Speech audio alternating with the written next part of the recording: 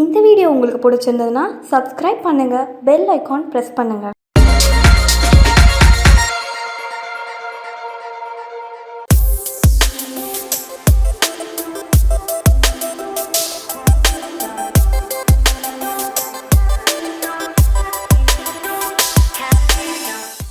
வணக்கம் நேயர்களே, இன்னைக்கு நான் வந்துங்க தீபாவளி சோமாஸ் செஞ்சு காட்ட போகிறேன். அதுக்கு என்னென்ன தேவையான பொருட்கள் பார்க்கலாம் வாங்க. இந்த பாருங்க, மைதா மாவில் நான் வெண்ணெய் போட்டு கொஞ்சம் லைட்டாக உப்பு போட்டு நல்லா பிசைஞ்சு ஒரு 5 மணி நேரம் ஊற வச்சுருக்குறேங்க. இந்த பாருங்க, நல்லா சாஃப்டாக இருக்குது. அதுக்கு தீனி கிண்டுறதுக்கு உள்ள பூரணம் வைக்கிறதுக்கு ரவை, முந்திரி பருப்பு, ஏலக்காய், தேங்காய், துருவிய தேங்காய், நெய், தேவையான அளவு எண்ணெய்ங்க, கொஞ்சம் உப்பு கொஞ்சம் சேர்த்துக்கலாங்க. இவ்வளோதாங்க. இப்போ நம்ம செய்கிற பதத்தை பார்க்கலாம் வாங்க. இப்போ பாருங்கள், ஒரு கடாயை வச்சு அடுப்பை பற்ற வைக்க போகிறோங்க. இப்போ பாருங்கள், கடாய் வந்து நல்லா சூடாகிடுச்சு. நான் என்ன செய்கிறேன்,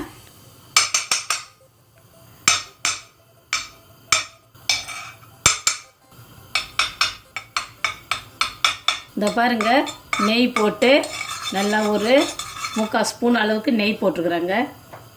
இதில் வந்து நான் இந்த முந்திரி பருப்பை இதில் வறுக்க போகிறேன்.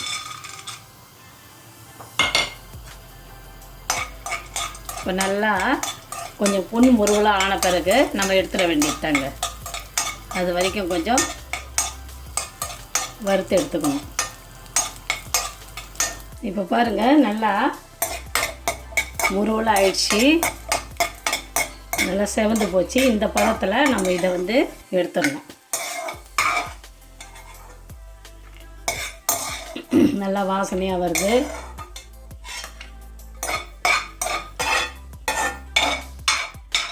இப்போ நம்ம என்ன செய்கிறோம், அடுத்தது இந்த ரவையை இந்த நெய்யிலே போட்டு வறுத்துக்கிறோம்.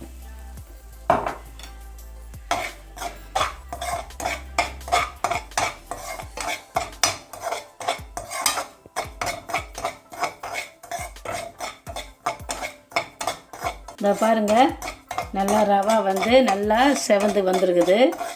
இந்த இதில் நம்ம இதை அள்ளிக்கிறோம்.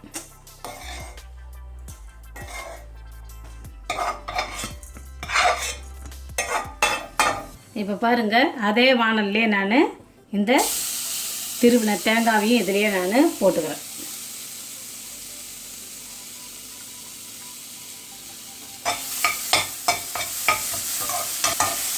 அடி பிடிக்காத அளவுக்கு கிண்டணுங்க. இப்போ பாருங்கள், தேங்காய் நல்லா வதங்கிடுச்சு, நல்லா பூவாட்டம் ஆயிடுது. இந்த நேரத்தில் இந்த வதக்கி வச்ச ரவாயும் அதில் கொட்டிக்கிறேன்.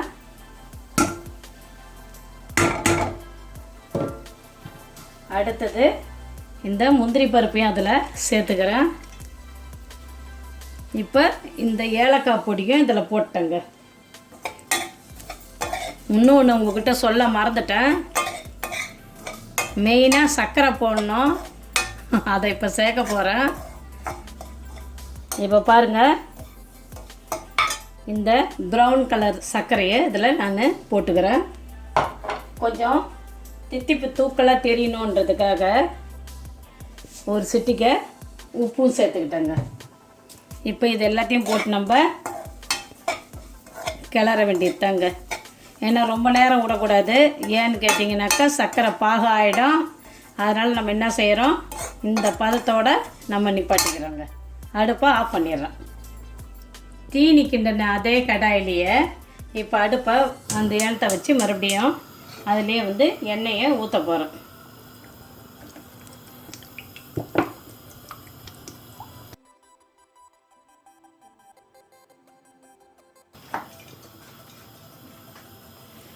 இந்த பாருங்கள், மாவை எடுத்து இப்போ நம்ம இந்த தரையை நான் சுத்தமாக தான் வச்சுருப்பேன். அதனால தான் க்ளீனாக துடைச்சதுனால தான் நம்பி நான் இதில் செய்கிறேன்.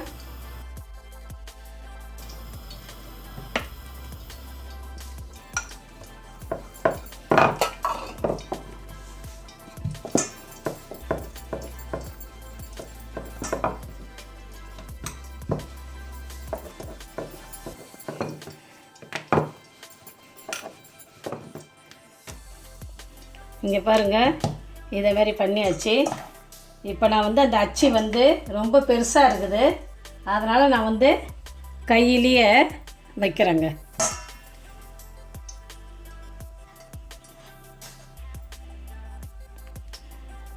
இந்த கையாலேயே இந்த இப்படி மடித்து விட்டுடலாங்க.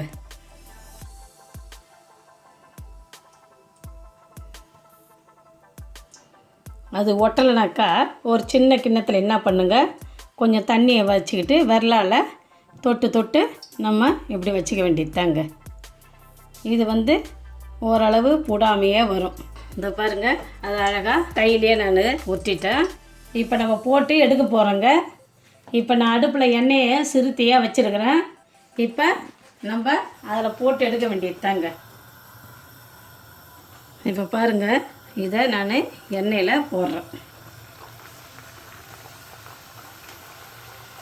பார்த்து எண்ணெயில் போடுங்க.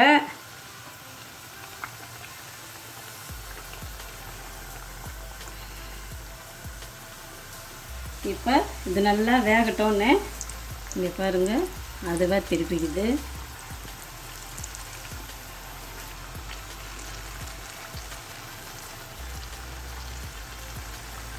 இப்போ நம்ம இந்த பதத்தில் நம்ம எடுத்துடலாங்க.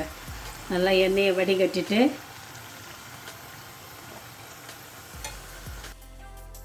இந்த பாருங்கள், சோமாஸு ரெடி ஆயிடுச்சுங்க. நல்ல சுவையான சோமாஸு ரொம்ப சூப்பராக ரெடி ஆயிடுச்சு. நல்லா முறுமுறுன்னு. நீங்கள் வீட்டில் தீபாவளிக்கு கண்டிப்பாக செஞ்சு பாருங்கள். இது உங்களுக்கெல்லாம் ரொம்ப பிடிக்கும். செஞ்சு பார்த்துட்டு எனக்கு ஷேர் பண்ணுங்கள், கமெண்ட்ஸ் பண்ணுங்கள், லைக் பண்ணுங்கள். உங்களை நான் அடுத்த வீடியோவில் பார்க்குறேங்க. வணக்கம்.